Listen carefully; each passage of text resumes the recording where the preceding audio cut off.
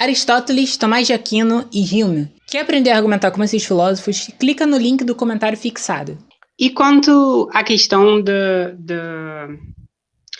de ter mais de uma lógica, né? Quais são essas outras lógicas que existem, né? Se é que dá pra gente falar nisso, e elas são, quer dizer, elas são diferentes porque elas não são compatíveis entre si, tipo, o que uma afirma, a outra nega, ou alguma coisa assim? Então, isso também é uma questão interessante, tá? Porque para a gente discutir de fato o que tem de coincidências, o que tem de distinções entre lógicas, a gente aparentemente tem que ter uma boa clareza sobre o que é uma lógica. E a gente tem que delimitar bem o campo para falar, olha, isso aqui é um sistema de lógica, esse aqui é o limite dele, e aqui está o conjunto de fórmulas, por exemplo, que a gente pode obter de uma lógica, que são por exemplo, o conjunto de teoremas de uma dada lógica. E uma vez que você possa ter um outro sistema com um conjunto diferente de teoremas, você vai falar, bom, então esses dois sistemas aqui divergem de algum sentido, porque você consegue obter alguma coisa que um e no outro não, e vice-versa. Então, existe uma relação de divergência entre esses sistemas. De modo geral, é isso que acontece quando a gente fala que a gente tem diversas lógicas. A gente olha alguns sistemas, a gente observa alguns sistemas que são capazes, ou têm capacidade expressiva, ou uma linguagem mais enriquecida, ou algo do tipo, que consegue derivar coisas ou não derivar, ou ser mais restritivo que outros sistemas.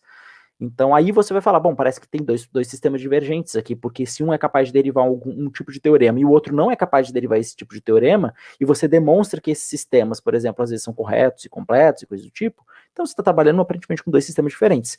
E como eu disse, são infinitos sistemas que são corretos e completos, você consegue obter, então assim, grande parte das vezes, acredito que parte da sua audiência talvez seja pessoas que ou são interessadas em filosofia, ou estudam filosofia na graduação, ou coisa do tipo, a gente vai ter um contato dentro da filosofia com a lógica de um jeito muito mais passivo, muito mais tranquilo. A gente vai ver lógica clássica, vai ver talvez sistemas proposicionais, depois sistemas de primeira ordem, quando muito de segunda ordem, o teoria dos tipos já é muito difícil de encontrar por aí, pelo menos em curso de graduação. No máximo também você vai encontrar alguma coisa de sistemas modais e coisas do tipo, mas é muito difícil a gente encontrar lugares onde que ensinam filosofia e dão especial atenção para os sistemas chamados sistemas não clássicos, que seriam sistemas que já dão passos muito mais além da lógica clássica.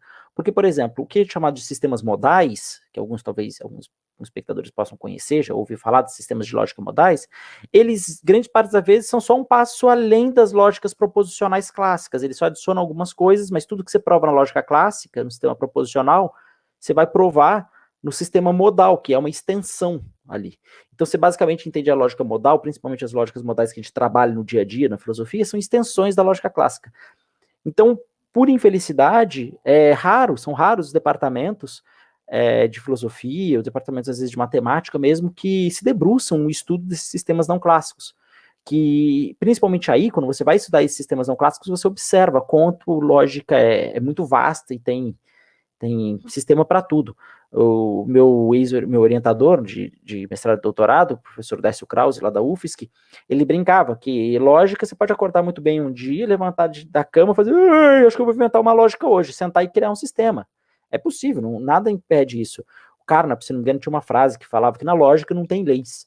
Então, cada um está autorizado a criar o seu sistema, desde que demonstre algumas coisas, ou prove algumas coisas importantes acerca dele, para falar, não, beleza, que eu tenho um sistema que é um sistema útil. Porque você tem que lembrar também que qualquer sistema que permita contradições nos moldes clássicos que eu fizer, eu posso ter uma lógica, só que é uma lógica completamente irrelevante para a gente, porque daí ela vai, por exemplo, ser uma lógica que se aceita contradições, então ela vai explodir, se tiver, por exemplo, o princípio da explosão. Então, qualquer proposição do meu sistema vão ser demonstráveis, ou seja, pode ser um conjunto infinito de proposições. Então, todas as proposições são demonstráveis, você demonstra tudo nesse sistema, é um sistema que não é interessante para a gente. Mas isso deixou de ser um sistema de lógica? Não, parece que não, é um sistema de lógica, mas um sistema não interessante.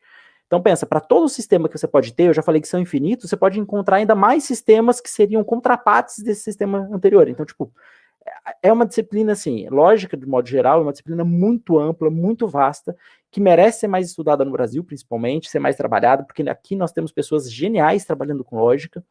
Então, assim, seria legal se o pessoal da filosofia se interessasse mais por essa área. Pode parecer um pouco chato, é um pouco difícil também no começo, mas depois você vai ver que assim, é mind-blowing até para entender outras áreas da filosofia, como filosofia da física, você vai ter algumas discussões, filosofia da matemática, você vai ter diversas discussões com relação à filosofia da lógica. Então, seria interessante, se você tiver interesse, procure sobre filosofia da lógica e principalmente sistemas não clássicos de lógica, são coisas bem legais. Olá, eu sou Ilan Marinho, eu faço mestrado em filosofia. Ofereço para vocês um curso introdutório, leve e didático sobre como argumentar como um filósofo. O curso custa somente R$40 e não R$ 39,99 para te ludibriar, porque um bom filósofo não faria isso. É um curso de 40 horas com explicações e exercícios. O que você acha de aprender a argumentar como um filósofo? Clica no link do comentário fixado e você vai aprender tudo sobre isso.